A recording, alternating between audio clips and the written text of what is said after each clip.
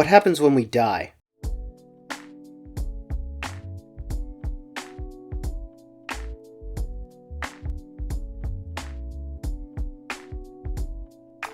There's a plethora of theories out there about our end, and it makes sense considering we're all gonna have to deal with it eventually. But in truth, nobody really knows. Nobody knows what happens. All we can do is think about it until it comes. The idea in afterlife in fiction is nothing new in any regard. Many old cartoons have stories that focus on heaven and hell, even including details of real life that nowadays would go over the heads of those who don't know. I will say that one series in particular has interested me with this concept. That series is Noragami.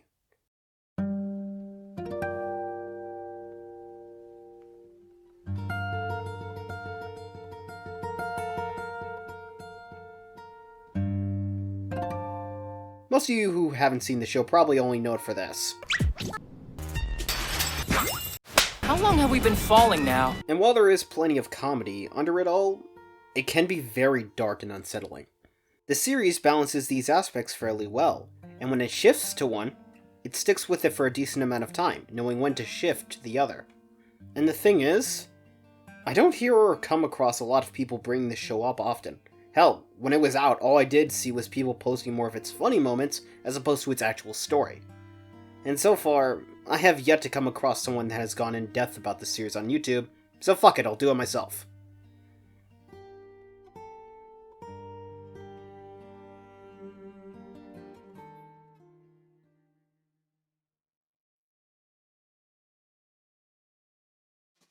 Major spoilers for later on, but all things considered where the manga is now. Oh yeah, by the way, as of this recording, the manga is still going. What I talk about here with the 2 seasons of Noragami will really just be scratching the surface. I won't get into specific details about certain things like I did with Fullmetal Alchemist 2003, but I will be bringing up certain subjects and themes this series tackles and my perspective on it. So if you want to watch this show and not get spoiled, both Season 1 and 2 are, as of this video, available on Hulu to stream, or you can buy the physical copy right now for both. I guarantee you it's a good series. Ultimately, I do kind of feel for the uninitiated that the fact of a series like this being dark and unsettling is kinda lost with how much of it is centered on with its comedy. For example, it starts off with a schoolgirl being looked down upon and isolated by the rest of her class. The rest of the series, however, is about Yato, a god that has a reputation for being... It's felt like 3 years! I can't take it anymore! Living like a vagrant with a minor god who doesn't even have his own shrine! I can't do it! No! Well, a hobo, honestly. Unlike what many people envision a god to be, Yato is quite the aversion. I actually want to talk about this introduction and how well it's done. In the first episode, we have an understanding on the tones the show can take, somewhat of an understanding of what the show is going to be about, and a conversation that tells us that this character is disrespected by others and what kind of person he is normally. It establishes in the cold opening the unsettling atmosphere the show has, as well as the fact that there are monsters, people that battle monsters and use others as actual weapons to deal with them, along with comedy, and sets up in its own way for the events for other episodes to come. Not to mention how perspective is framed here. It's established later that phantoms specifically are entities of the afterlife, or the far shore as it's called in the series, and that aside from infants, other humans can't perceive them. So the idea that the scene is played in the real world doesn't add up really. More so, the intensity, the use of lighting and color, honestly to me says that this is more of what the girl is hallucinating out of anxiety. From that, and the cut to Yato taking the job to deal with the Phantom, it establishes without saying it that there are people that need help from the gods, and this character is someone that's capable of doing the job. The manga actually focuses a little more on the student asking for help before the anime starts, but even without it, it also is done to establish another part of the story. Those who Yato helps are really only focused on until the jobs are done. Afterwards, the ones who are helped don't reappear. All that information is shown and told to us more with the context that this is an everyday occurrence and less a new phenomenon.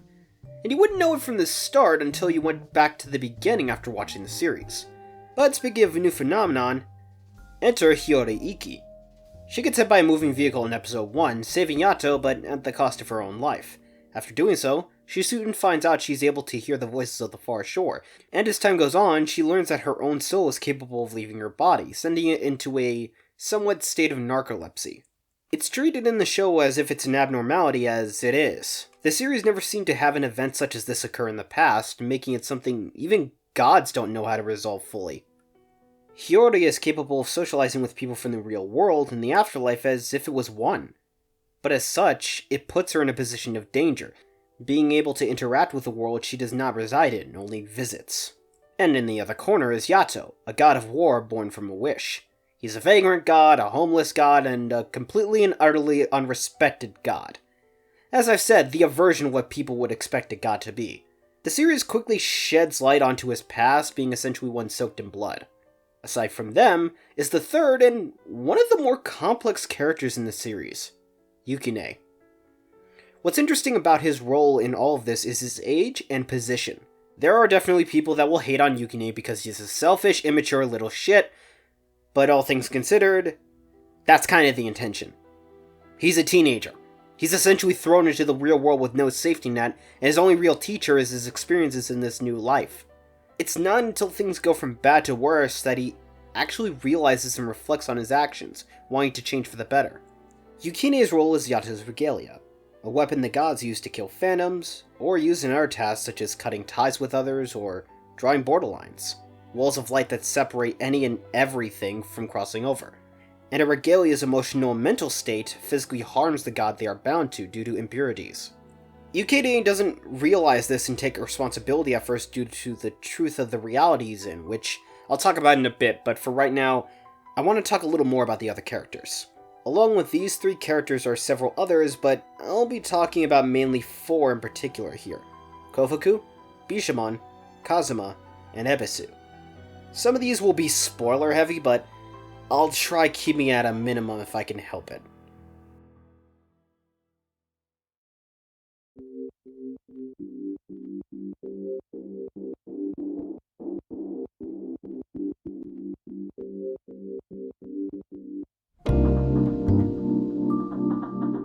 Aside from Kazuma, each character I mentioned is either a god or a goddess under a particular priority. Kofuku is a god of poverty, being that everyone and everything around her becomes entangled in a web of misfortune. Even her power with her regalia can cause mass misfortune. And then there's Bishamon. She's a war god, but unlike Yato, is more of what you consider to be a god, someone revered and respected by many, and also carries a seething grudge against Yato. Kazuma is Bishamon's regalia. However, unlike her, he holds no real grudge against Yato. In fact, he acts indebted to him at times. I won't say yet why that is, but the series answers it. And Ebisu, while pretty much irrelevant in the first season, in the second, he plays a more major part, and I'm not just talking about this. Again, I'll get to why later, but essentially, he's more like a child, and I mean in the more innocent, idealist way. Each of these characters center around Yato in certain ways, but one way many of them have in common is discussing more of his status or occupation as a god, be it as stating the facts or more in a mocking or disgust sort of way.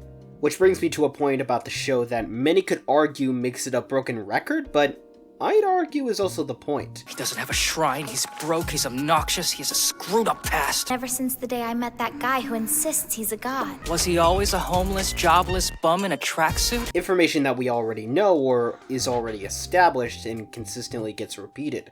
And most of the time, it is with Yukine, but with other times, information that seems sort of like lazy exposition being repeated feels more like justification towards oneself or shedding light on a subject that wasn't fully explored. The justification part being on Yato. Time and time again, we consistently hear about how he's a god of calamity, or he has no shrine, or he's a vagrant god, etc, etc. If this was only a one-time thing, I'd agree to it being lazy exposition, or stuff we already know being told to us like a broken record, but I'd honestly chalk it up to justification. Or to be more precise, prejudice. The interesting thing about each god or goddess that appears throughout the show is that many of them have a trait or traits that can be given a connection to cats, especially on Yato's behalf. However, in this case, Yato would be more like a stray black cat with no place to call home. And similar to cats, he has this adorable, cute, and hilarious side to him, but at the same time, there's no denying that this cat has claws. What's more interesting about Yato, and primarily the series as a whole, is how the humor and the more morbid side of it are actually all handled. Aren't you missing something?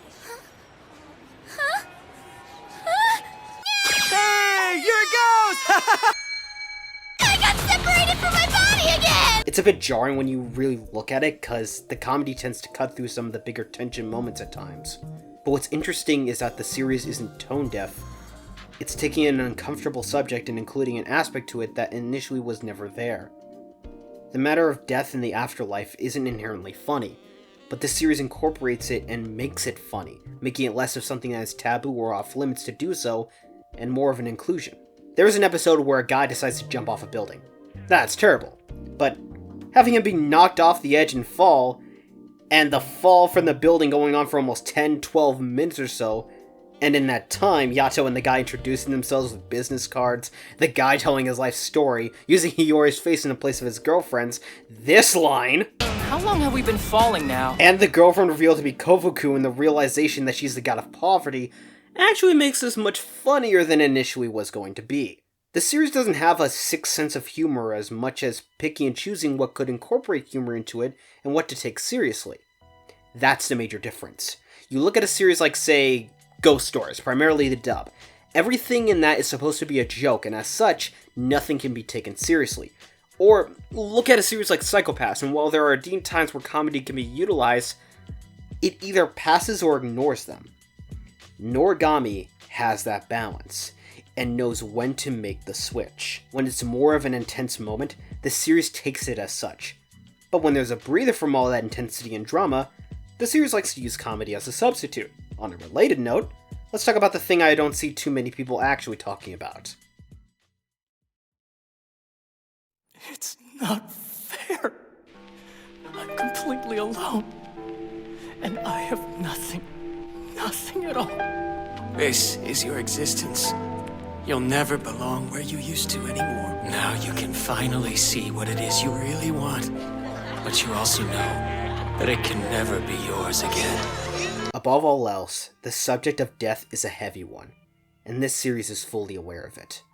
When someone gets killed or dies in this, it does not play down anything.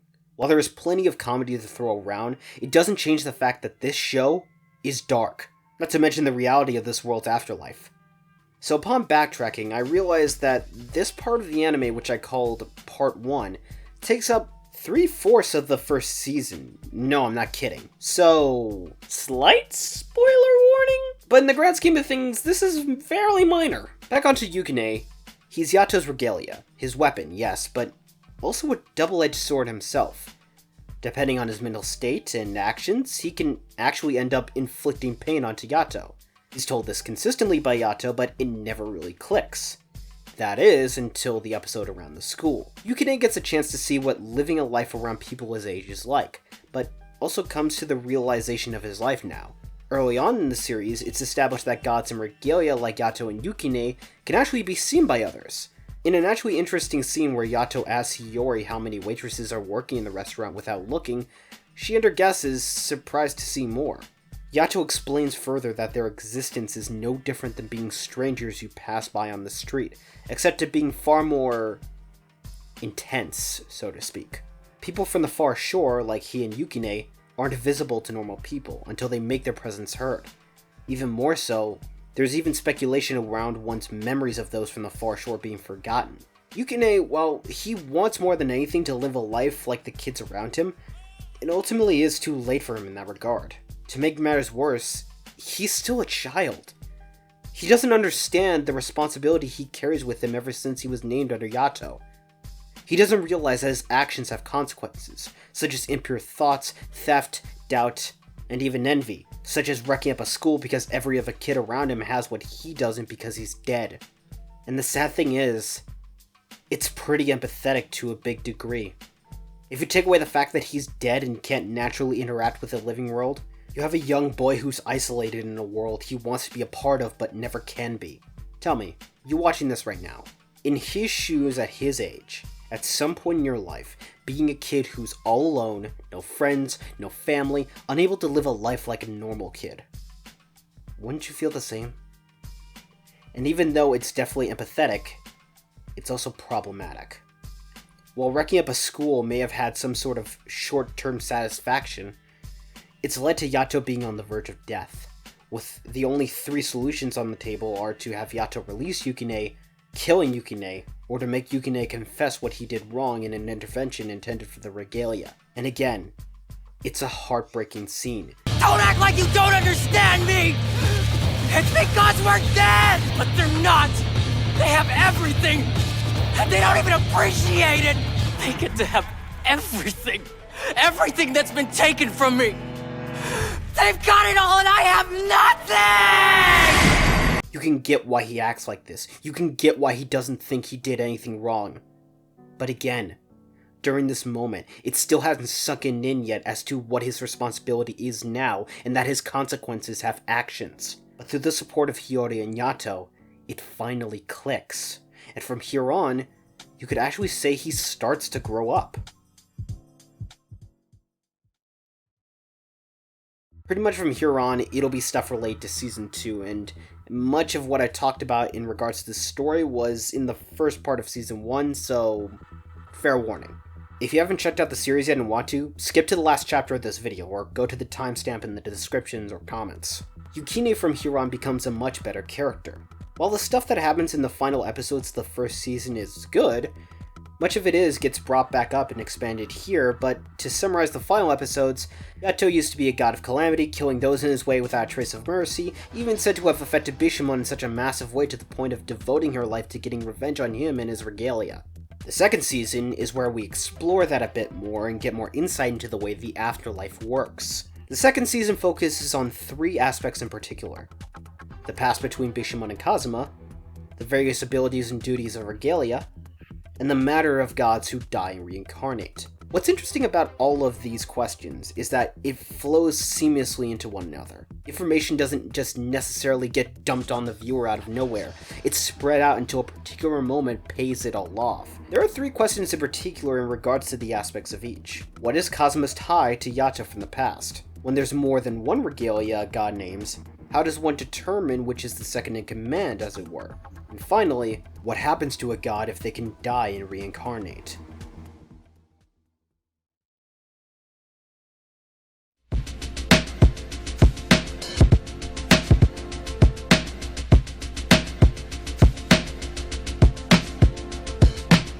For the first question, that requires some context. Bishamon is considered to be a well-beloved god. She welcomes so many regalia regardless of condition and is kind to all of them. However, while she fights with an assortment of regalia, it's far less than she's named, leaving the rest to essentially take refuge with Bishamon. One of the regalia in question being a spirit by the name of Sozo-sha. Back to the topic of those from the far shore being the ultimate stranger, as it were, Sozo-sha is said to have made a bond with another human, and whenever he can, he tends to a cherry tree that's seen better days. The bond he's made with a human, however, was made almost 30 years ago, and every time she comes to see him, she never remembers who he is. The last time being when they made a promise to see each other to see the cherry blossoms, to which she never came back. This does lead to a conflicting matter with Yukine, the matter of being forgotten by Hiyori, but ultimately, the reason why I brought this up was due to Sozo-sha. While he seemed to be satisfied gardening and tending to a worn-down cherry tree due to a talk with a doctor, he has a moment of realization that he has been forgotten, both by the human he befriended and the god who named him, leading to...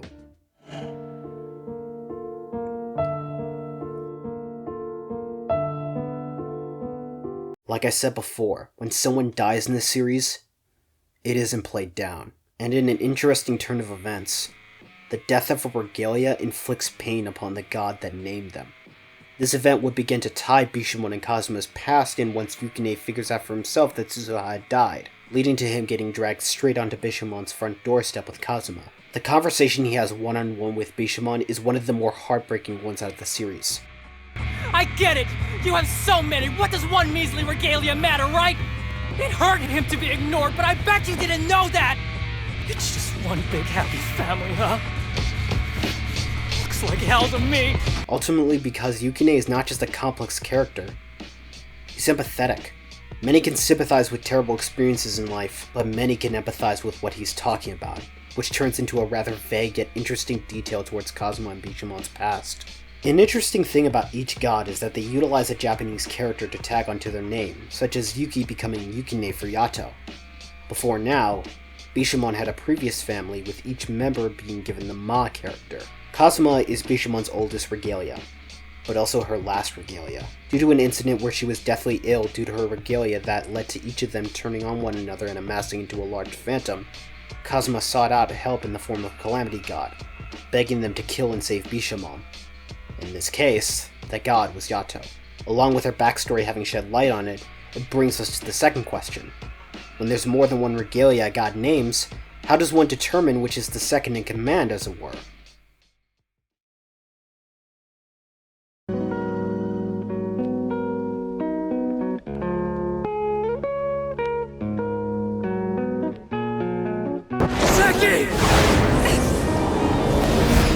It happens only with the most sincere and loyal of them. The blessed vessels. It doesn't seem to have too specific of an answer, but one term that pops up in regards to this is Exemplar. The key factor with the Exemplar is the evolution from their weapon from before, such as Kazuma going from an old nail to a refined earring. The Exemplar in this case would be the more wisest out of the regalia. With Kazuma, it's actually revealed that he is more analytical and strategical in combat, as opposed to strength and power, not just helping out Bishamon, but the other regalia so they can perform their best in combat. Yukine actually fits this, not because he's the most knowledgeable, but for a couple of reasons. One being, his honesty and justification towards his role. As time went on, he's become more vocal about what he feels and what he thinks is right and wrong. His justification helps keep him focused on the objective. In this case, protecting Yato to get to Hiyori, so much so that he's willing to put his own life on the line for that very purpose. That's what leads to him not just becoming what is referred to as a blessed vessel, but as well as becoming an exemplar. The second reason being that he's Yato's only regalia. Not unlike Kofuko with her regalia, but he also learns to live up to that title in his own ways, and he does that well. But among the various story points, both major and minor, that are evident in the second season, the subject of a god being reincarnated comes up, bringing up the last question: what happens to a god if they can die and reincarnate?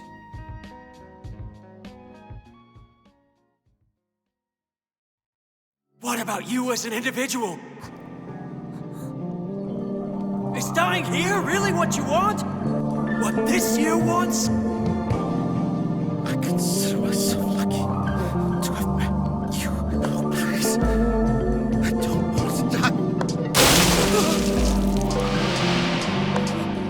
This is where Ebisu comes into play. In the last half of the second season, Yato and Ebisu come face to face throughout the underworld, and we come to understand Ebisu's character much better. Previously I mentioned earlier in this video how the gods and the goddesses have traits that have connections to cats. With Ebisu, I like to imagine him as a wealthy, sheltered child instead, with his connection to cats being the concept of the 9 lives. Let me explain. To bring back this moment from early on in the second season, on face value, it's very easy to think of Ebisu as a greedy child that thinks he can buy whatever he wants. Wake up, Yato God. I want Yukine. I am willing to pay any price. It's rather sad, a god residing in another's abode. Have you no shrine of your own, Yato God? But when you take a better look at his character later on, it's honestly the opposite. That case of money? He mentions how Yato doesn't have a shrine, and in exchange for one, which is established to be something that shows that people care for you as a god. Is a shrine really that important? If you don't have one, it's like no one cares about you or anything you do. I've always wanted one, ever since I was little, but no one would ever build one for me. In exchange, he has to buy Yukine, a regalia that's ultimately irreplaceable. To Ebisu, he does this simply because he wants to legitimately help Yato not be looked down on anymore, especially since he carries a blessed vessel. But again, he doesn't realize that an action such as this can come off as heartless, making something as special as a shrine and a blessed vessel as something you can put a price on. Much of his reasoning for his actions throughout the following episodes are held in the dark, showing him attempting to control phantoms. But when we get to see him interact with Yato later, we see that he's very much no different than a sheltered child with curiosity.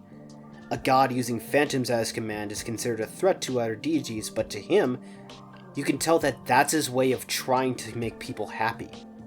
Actively trying to put a stop to the suffering people go through in an everyday life by being able to control phantoms.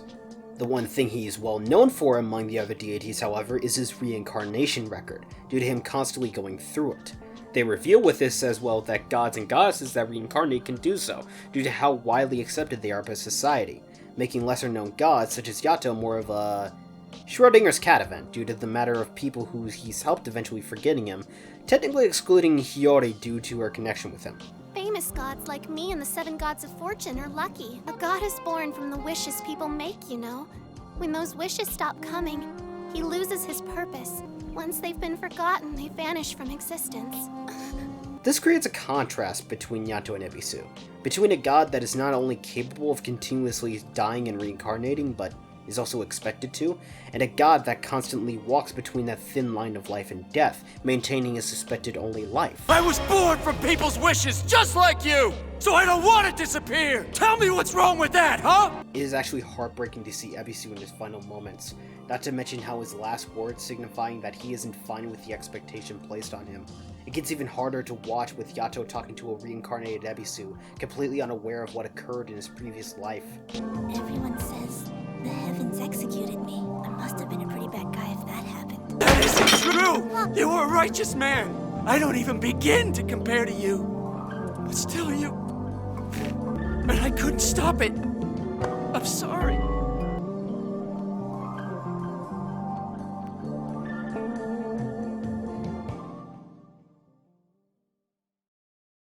And that's not even going to the manga, to which, as of both writing and recording this video, it's actually still going, but from the looks of it all, it actually may be somewhat close to finishing.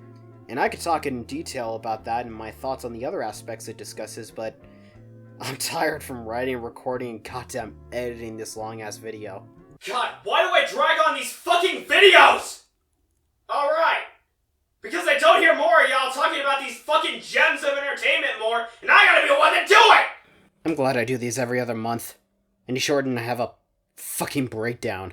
Alright, I've gone into detail about the characters while brushing over a good portion of the story details, but let's wrap this up and talk about its other aspects. First and foremost, the art and animation.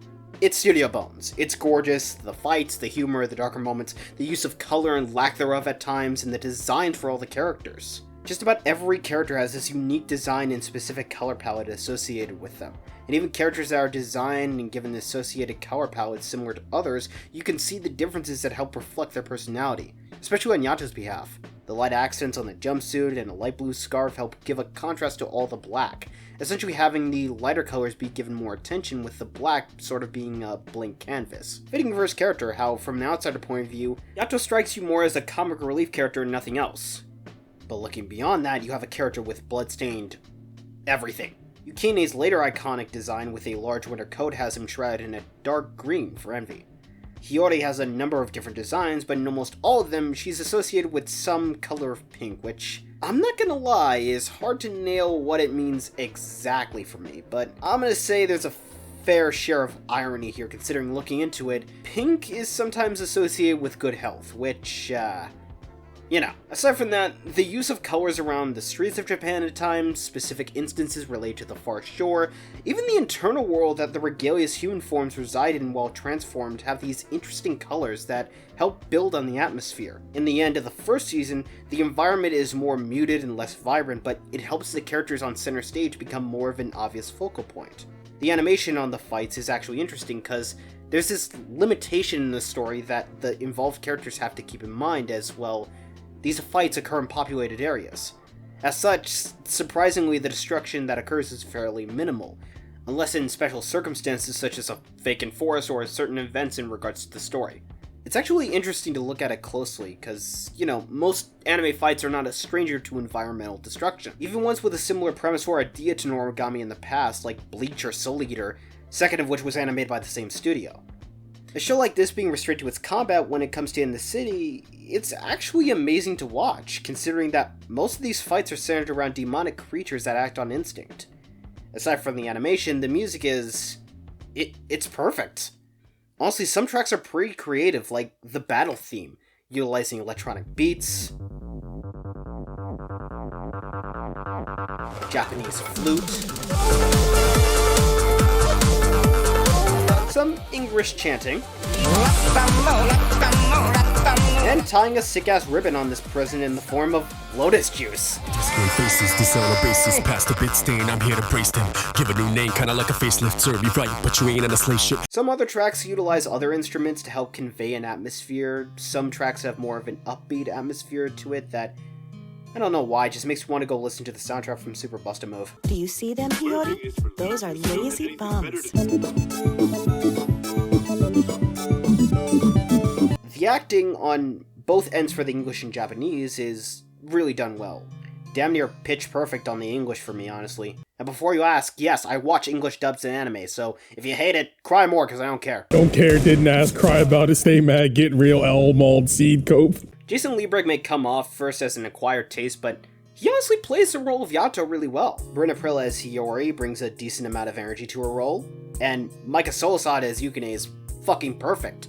Especially in the more emotional moments, he just hits it home. Along with the other characters, Alexis Tipton constantly sounds like she's having fun as Kofuku. Ian Sinclair is perfect for Daikoku. Elizabeth Maxwell as Bishamon is scary and hot. This woman makes me feel things, and I kinda like it. Eric Vale as Kazuma, again, perfect. His performance just sells it as this character. And that's not even to mention Sean Hennigan, Lauren Langda, Mike McFarland, John Bergmeyer, Colleen Clickenbeard, Phil Parsons, J. Michael Tatum, Leia Clark, just so many actors and actresses in this dub, while not always having a massive amount of screen time, just fill the roles for the characters they play really well. It's such a loaded cast and I love the performances. Noragami is an interesting watch. The subjects it tackles, the characters' ideologies, the sympathy and empathy, the morally gray center. While it has plenty of comedy scattered throughout, that doesn't take away its more darker, morbid story points. Among all things, it's one hell of a macabre experience.